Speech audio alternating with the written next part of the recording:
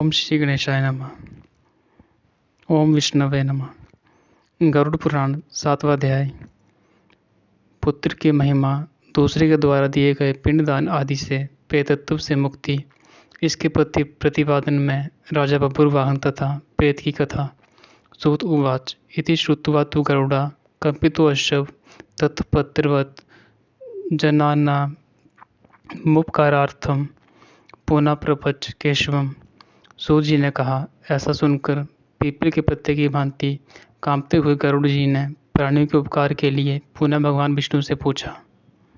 गरुड़ उवाच कृत्वा पापानि मनुजा प्रमादात् बुद्धितोऽपि वा न यान्ति यातनायाम्या केनोपायेन कथ्यताम्।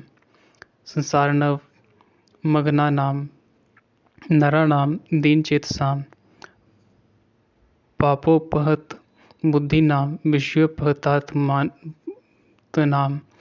उद्धारार्थं वद स्वामिन् पुराणार्थं निश्चयम् उपायं येन मनुजा सद्गतिं यान्ति माधव।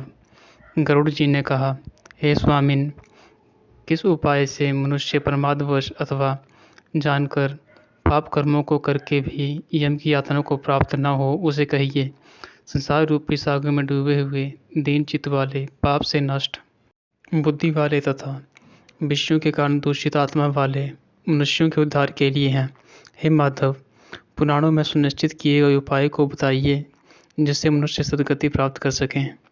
श्री भगवानुवाच साधु पृष्ठम त्वया ताक्षर्य मानुषाणां हिताय वै शृणुष्व बहितो भूत्वा सर्वं ते कथयाम्यहं।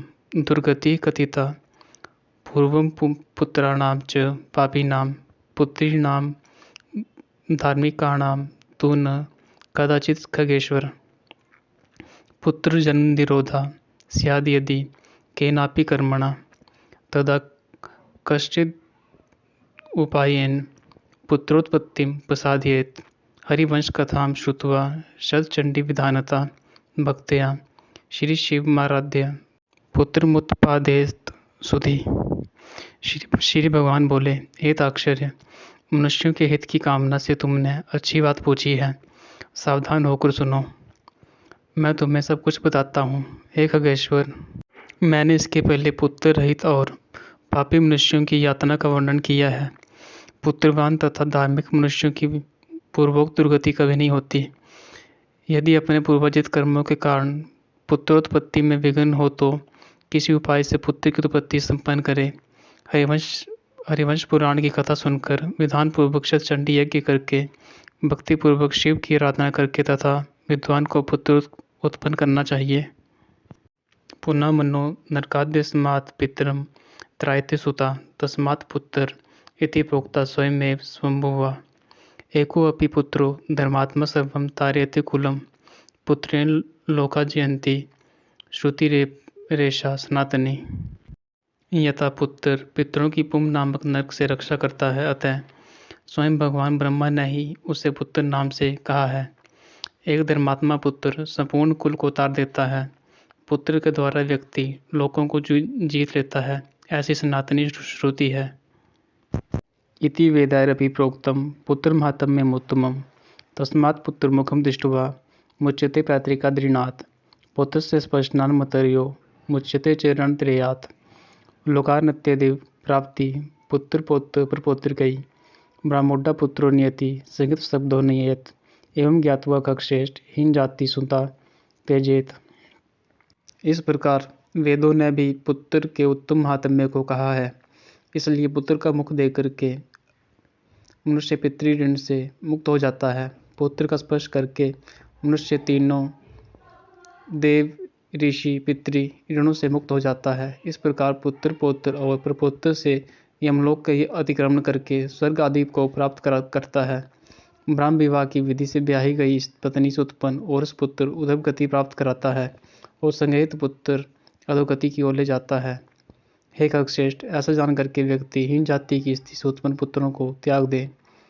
स्वर्णेभ्य स्वर्णासु ये पुत्रा ऊर्षा खग। तब एव श्राद्धानेन पितॄणां स्वर्ग हेतवा श्राद्धेन पुत्र दत्तेन स्वर्यातिथि किमुच्यते पेतो अपि प्रदत्तेन गता स्वर्गमतो ऋषिणु। अत्रैवोदाहरिष्य अहमतिहासं पुरातनम् उदरवदैहिकदानस्य परममाहात्म्यसूचकम्। हे खग, स्वर्ण पुरुषों से स्वर्ण स्त्रियों में जो पुत्र उत्पन्न होते हैं वह औरस पुत्र कहे जाते हैं, और वह ही श्राद्ध प्रदान करके पितरों को स्वर्ग प्राप्त कराने के कारण होते हैं। औरस पुत्र के द्वारा किए गए श्राद्ध से पिता को स्वर्ग प्राप्त होता है, इस विषय में क्या कहना। दूसरे के द्वारा दिए गए श्राद्ध से भी पेट स्वर्ग को चला जाता है, इस विषय में सुनो। यहाँ मैं एक प्राचीन इतिहास कहूँगा जो उदरवदैहिक दान के श्रेष्ठ महात्म्य को सूचित करता है। पुरा त्रेता युगेता अक्षरे राजा आसीद बभ्रुवाहना महोदयपुरे रम्य धर्मनिष्ठो महाबला यजवदानपति श्रीमान ब्रह्मण्य साधु वत्सला शीलाचार गुणोपेतो दया दक्षिणया संयुक्ता पाल्यमास धर्मेण प्रजा पुत्रा निवोत्सान क्षत्रधर्मरतो नित्यम सदंड्यान दंड्य नृपा। हे ताक्षर्य, पूर्व काल में त्रेता युग में महोदय नामक के रमणीय नगर में महाबलशाली और धर्मप्राणी बभ्रुवाहन नामक एक राजा रहता था। वह यज्ञानुष्ठान परायण, दानियों में श्रेष्ठ, लक्ष्मी से संपन्न, ब्राह्मण भक्त तथा साधु पुरुषों के प्रति अनुराग रखने वाला, शील एवं आचार आदि गुणों से युक्त, स्वजनों के प्रति अपनत्व और इतजनों के प्रति दया के भाव से संपन्न था। क्षात्र धर्मपरायण वह राजा औरस पुत्र की भांति धर्मपूर्वक अपनी प्रजा का पालन करता था और दंड देने योग्य अपराधियों को दंड देता था। स कदाचिन महाबाहु ससैन्यो मृगायाम गता वनम विवेश गहनम नाना वृक्ष समन्वितम नाना मृगगणा कीर्णम नाना पक्षिणीनादितम वनमध्ये तथा राजा मृगम दूरापश्यत् तेन विद्धो मृगो अतीव बाणेन सुदृढ़ेन च वानमादाय स तस्य वने अदर्शन मेयिवान। वह महाबाहु किसी समय सेना के साथ मृगया के लिए नाना वृक्षों से युक्त एक घनघोर वन में प्रविष्ट हुआ।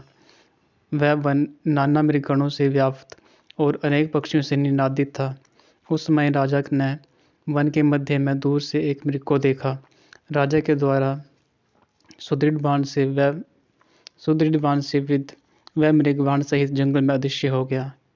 कक्षेण रुद्राद्रेण स राजा अनुजगाम तम तत्तो मृग प्रसंगेन वन्य द्विवेश सा क्षुत्क्षाम कंठो नृपति शम संताप मूर्छिता जलाशयम संसाद्य साश्रव एव व्यगाहत पप्पोदुदकम शीतम पद्मगंधादिवासितम तत्तो अवितीर्य सलीला द्विश्रमो बभ्रुवाहना ददर्श नयग्रोत्तरुम शीतश्चायां मनोहरम महाविस्तीर्णम पक्षीसंगनीना दितम।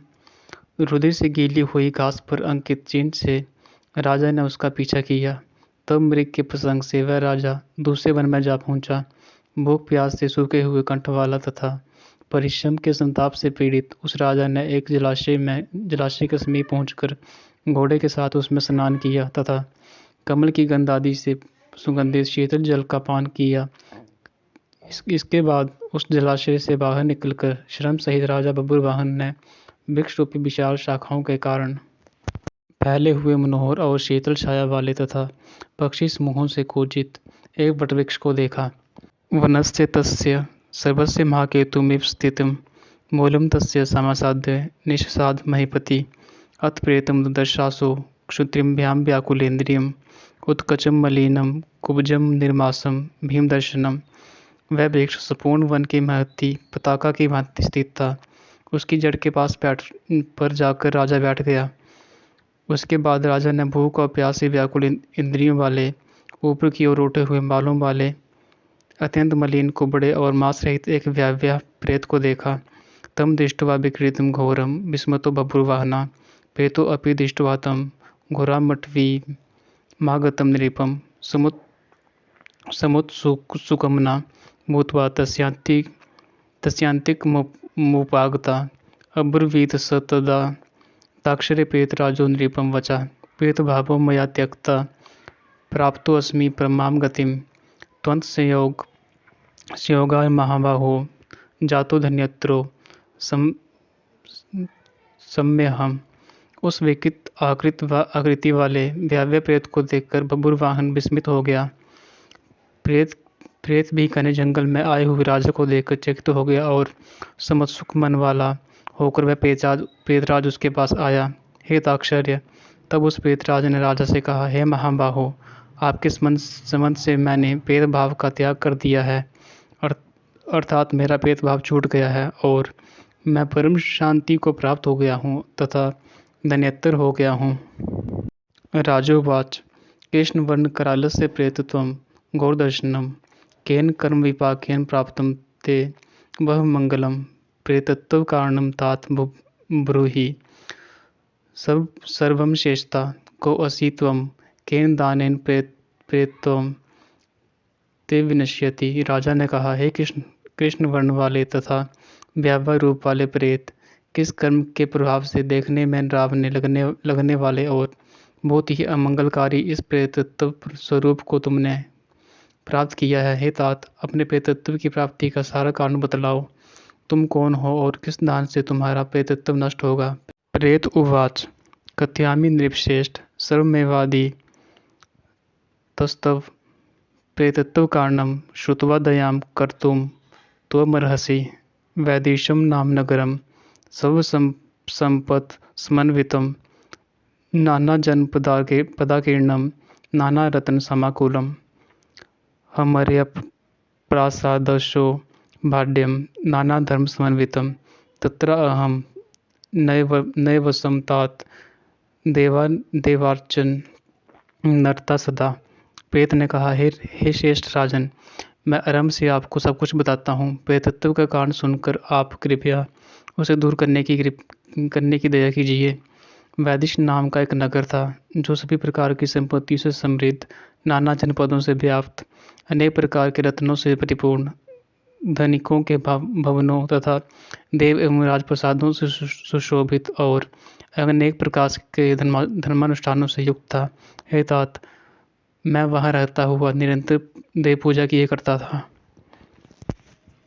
वैश्यो जात्या सुदेवो अहम नामना विदितमस्तु ते हव्येन तर्पिता देवा कव्येन पितृस्तथा विविधैर दानयोगैश्च पिपरा संतर्पिता मया दीनांत कृपणेभ्यश्च दत्त मनमने कदा। आपको विदित होना चाहिए कि मैं वैश्य जाति में उत्पन्न हुआ और मेरा नाम सुदेव था। मैंने हव्य प्रदान करके देवताओं का तथा कव्य प्रदान करके पितरों को तर्पण किया। अनेक प्रकार के दानों से मैंने ब्राह्मण को संतुष्ट किया था और अनेक बार दीन, अंधे एवं जरूरतमंद मनुष्य को अन्न दिया था। तत्सर्वं निष्फलम राजन मम देवादुपागतम यथा मे निष्फलं जातम सुकृतं तद् वदामि ते मवैव सन्ततिर्नास्ति न सुहृतश्च बान्धवा न च मित्रं हि मे तादृक् यः कुर्यादो धौर्वदैहिकं यस्य न स्यान् महाराज श्राद्धं मासिक षोडशं प्रेतत्वं सुस्थिरं तस्य दत्ते श्राद्धशतैरपि। किंतु हे राजन, मेरा ये सारा सत्कर्म मेरे दुर्दैव से निष्फल हो गया। जिस कारण मेरा सुकृत निष्फल हुआ वह मैं आपको बताता हूँ। मुझे कोई संतान नहीं थी, मेरा कोई सुहृद नहीं था, कोई बांधव नहीं था और न कोई ऐसा मित्र था जो मेरी उदरदैहिक क्रिया करता। हे महाराज, मृत्यु के अनंतर जिस व्यक्ति के उद्देश्य से षोडश मासिक श्राद्ध नहीं दिए जाते, सैकड़ों श्राद्ध करने पर भी उसका प्रेतत्व सुस्थिर ही रहता है, अर्थात दूर नहीं होता। तम औधर्वदैहिकं कृत्वा मामुद्धरमहीपते वर्णानां चैव सर्वेषां राजा बन्धुरिहोच्यते तन्मां तारे राजेन्द्र मणिरत्नं ददामि ते यथा मे सद्गतिर्भूयात् प्रेतयोनिश्च गच्छति यथा कार्यं त्वया वीरमं चेदिच्छसि प्रियं क्षुधातृषादिभिर्दुःखैः प्रेतत्वं दुस्सहं मम। हे महाराज, आप मेरा उदरदैहिक कृत्य करके मेरा उद्धार कीजिए, क्योंकि इस लोक में राजा सभी वर्णों का बंधु कहा जाता है। इसलिए हे राजेंद्र, आप मेरा उद्धार कीजिए। मैं आपको मणिरत्न देता हूँ। हे वीर, यदि आप मेरा हित चाहते हैं तो जैसे मेरी सद्गति हो सके और मेरी प्रेत योनि से जैसे मुक्ति हो सके वैसा आप करें। भूख प्यास आदि दुखों के कारण ये प्रेत योनि मेरे लिए दुस्सह हो गई है। स्वादुदकं फलं चास्ति वने अस्मिन् शीतलं शिवं न प्राप्नोमि क्षुधार्तो अहं तृषार्तो न जलं क्वचित्। यदि मे हि भवेद्राजन् विधिर्नारायणो महान् तदग्रे वेदमन्त्रैश्च क्रिया सर्वौर्ध्वदैहिकी तदा नश्यति मे नूनं प्रेतत्वं न अत्र संशयः। वेदमन्त्रास्तुस्पोदानं दया सर्वत्र जन्तुषु सचास्तर श्रवणं विष्णो पूजा सज्जन संगति प्रेत योनि विनाशय भवन्तीति मया श्रुतम। इस वन में सुंदर स्वाद वाले शीतल जल और फल विद्यमान है, फिर भी मैं भूख और प्यास से पीड़ित हूँ। मुझे जल और फल की प्राप्ति नहीं हो पाती। हे राजन, यदि मेरे उद्देश्य से यथाविधि नारायण बलि की जाए, उसके बाद वेद मंत्रों के द्वारा मेरी सभी उधर्वदायी क्रिया संपन्न की जाए तो निश्चित ही मेरा प्रेतत्व नष्ट हो जाएगा, इसमें संशय नहीं है।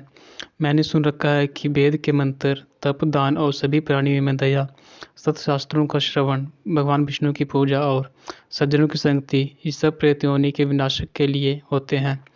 अतो वक्ष्यामि ते विष्णु पूजा प्रेतत्व नाशिनीम सुवर्णद्वयमानीय सुवर्णम न्याय संचितम तस्य नारायण स्याकाम प्रतिमां भूप कल्पयेत् पीतवस्त्र युगुच्छन्नां सर्वाभरणभूषितां सनापीतां विविधैस्तो यार्धिवास्य यजेतत्ता। इसलिए मैं आपसे प्रेतत्व को नष्ट करने वाली विष्णु पूजा को कहूँगा। हे राजन, न्यायोपार्जित 2 स्वर्ण भार का सोना लेकर उससे नारायण की एक प्रतिमा बनवाए, जिसे विविध पवित्र जलों से स्नान कराकर 2 पीले वस्त्रों से वेष्टित करके सभी अलंकारों से विभूषित अधिवासित करें, तदनंतर उसका पूजन करें। पूर्वे तु श्रीधरम तस्य दक्षिणे मधुसूदनम पश्चिमे वामनम देवमुत्तरे च गदाधरम मध्ये पितामहं चैव तथा देवं महेश्वरम पूज्यच विधानेन गंधपुष्पादिभिः पृथक् तथा प्रदक्षिणीकृत्य बहनो संतर्प्य देवता घृतेन दधना क्षीरेण विश्वे देवांश्च तर्पयेत्। उस प्रतिमा के पूर्व भाव में श्रीधर, दक्षिण में मधुसूदन, पश्चिम में वामन तथा उत्तर में गदाधर, मध्य में पितामह ब्रह्मा तथा महादेव शिव की स्थापना करके गंध पुष्पादि द्रव्यों के द्वारा विधि विधान से पृथक पूजन करे। उसके बाद प्रदक्षिणा करके अग्नि में देवताओं को तृप्त करके घृत, दधि तथा दूध से विश्व देवों को तृप्त करे। तत्सनातो विनीत आत्मा यजमाना समाहिता नारायणाग्रे विधिवत स्वाम क्रियाम उदर्वदेहिकीम आरभेत यथाशास्त्रम क्रोधलोभ विवर्जिता कुर्याश्राद्धानि सर्वाणि वृष्योत सर्जनम यत्तथा तत्तापदानि विप्रेभ्यो दद्दाश्चैव 13 शय्यादानं प्रदत्त्वा च घटं प्रेतस्य निर्वपेत। तदनंतर समाहित चित्त वाला यजमान स्नान करके नारायण के आगे विनीत आत्मा होकर विधिपूर्वक मन से संकल्पित उदर्वदैहिक क्रिया का आरंभ करे। इसके बाद क्रोध और लोभ से रहित होकर शास्त्र विधि से सभी श्राद्धों को करे तथा विश्वोत्सर्ग करे। तदनंतर ब्राह्मणों को 13 पद दान करे। फिर शय्यादान देकर प्रेत के लिए घट का दान करे। राजोवाच कथम प्रेत घटम कुर्याद दद्यात् केन विधानता ब्रूहि सर्वान् कंपार्थम घटम प्रेत मुक्तिदम। राजा ने कहा, हे प्रेत, किस विधान से प्रेत घट का निर्माण करना चाहिए और किस विधान से उसका दान करना चाहिए। सभी प्राणियों के ऊपर अनुकंपा करने के हेतु प्रेतों को मुक्ति दिलाने वाले प्रेत घट दान के विषय में बताइए। प्रेत उवाच साधु पृष्ठम महाराज कथयामि निबोधते प्रेतत्वं न भवेतेन दानेन सुदृढ़ेन च दानं प्रेतघटं नाम सर्व अशुभ विनाशकम दुर्लभम सब लोकानाम दुर्गति क्षयकारकम संतप्त हाट कम्यम तू घटम विधाय ब्रह्मेश केशव युतम स लोकपालय क्षीराज्य पूर्ण विवरम प्राणिपत्य भक्तया विप्राय देहि तव दान शते किमनियई। प्रेत ने कहा, हे महाराज, आपने ठीक पूछा है। जिस सुदृढ़ दान से प्रेतत्व नहीं होता उसे मैं कहता हूँ। आप ध्यान से सुने। प्रेत घट का दान सभी प्रकार के अमंगलों का विनाश करने वाला, सभी लोकों में दुर्लभ और दुर्गति को नष्ट करने वाला है। ब्रह्मा, शिव और तथा विष्णु लोकपालों से युक्त तपाए हुए सोने का एक घट बनाकर उसे दूध, घी आदि से भरकर भक्तिपूर्वक प्रणाम करके ब्राह्मण को दान करे। इसके अतिरिक्त तो तुम्हें अन्य सैकड़ों दानों को देने की क्या आवश्यकता। ब्रह्मा मध्य तथा विष्णु शंकर अव्यवा प्राच्यादिषु च तत्कंठे लोकपालान् कर्मेण तु संपूज्य विधिवत राजन धूपै कुसुम चंदनै तत्तो दुग्धा आज्य सहितम घटम देयम हिरण्यम सर्वदानाधिकम चैतन्य महापातक नाशनम कर्तव्यम श्रद्धया राजन प्रेतत्व विनिवृत्ते। हे राजन, उस घट के मध्य में ब्रह्मा, विष्णु तथा कल्याण करने वाले अविनाशी शंकर की स्थापना करें एवं घट के कंठ में पूर्व आदि दिशाओं में क्रमशः लोकपालों का आवाहन करके उनकी धूप, पुष्प, चंदन आदि से विधिवत पूजा करके दूध और घी के साथ उस हिरण्यमय घट का ब्राह्मण को दान करना चाहिए। हे राजन, प्रेतत्व की निवृत्ति के लिए सभी दानों में श्रेष्ठ और महापातकों का नाश करने वाले स्थान को श्रद्धापूर्वक करना चाहिए। श्री भगवानुवाच एवं संजल्प तस्य प्रेतेन स काश्यप सेना आजगामानुपदम हस्तस्यश्वर रथ संकुला तत्त्वबले समायाते दत्वा राज्ञ महामणिम नमस्कृत्य पुनः पार्थ्य प्रेतो अदर्शन मेयीवान। श्री भगवान ने कहा, हे कश्यप पुत्र गरुड़, प्रेत के साथ इस प्रकार बातचीत हो ही रही थी कि उसी समय हाथी, घोड़े आदि से व्याप्त राजा की सेना पीछे से वहां आ पहुंची। सेना के आने के बाद राजा को महामणि देकर उन्हें प्रणाम करके पुण्य अपने उद्धार के लिए उदरविदाय क्रिया करने की प्रार्थना करके वह प्रेत अदृश्य हो गया। तस्मात् वनाद निष्क्रम्य राजापि स्वपुरम ययो स्वपुरम च समासाद्य तत्सर्वं प्रेतभाषितम्। चकार विधिवत पक्षिन उदरविदायिकजं विधिम तस्य पुण्य प्रदानेन प्रेतो मुक्तो देवम ययो। हे पक्षिन, तदनंतर उस वन से निकलकर राजा भी अपने नगर को चला गया और अपने नगर में पहुंचकर प्रेत के द्वारा बताए हुए वचनों के अनुसार उसने विधि विधान से उदरविदायी क्रिया का अनुष्ठान किया। उसके पुण्य प्रदान से मुक्त होकर प्रेत स्वर्ग को चला गया। साधेन प्रदत्तेन गता प्रेतो अपि सद्गतिम किम पुनः पुत्र दत्तेन पिता यातीति चाद्भूतम। इतिहास मिमम पुण्यम शृणोति श्राव्यच्य न तो प्रेतत्व मायात पापाचारयुतावपि। इति गरुड़पुराणे सारोद्धारे बब्रुवाहन प्रेत संस्कारो नाम सप्तमो अध्याय। जब दूसरे के द्वारा दिए हुए श्राद्ध से प्रेत की सद्गति हो गई तो फिर पुत्र के द्वारा प्रदत्त श्राद्ध से पिता की सद्गति हो जाए, इसमें क्या आश्चर्य। इस पुण्यप्रद इतिहास को जो सुनता और सुनाता है वह दोनों पापाचारों से युक्त होने पर भी प्रेतत्व को प्राप्त नहीं होते। इस प्रकार गरुड़ पुराण के अंतर्गत सारोद्धार में बब्रुवाहन प्रेत संस्कार नामक 7वां अध्याय पूरा हुआ।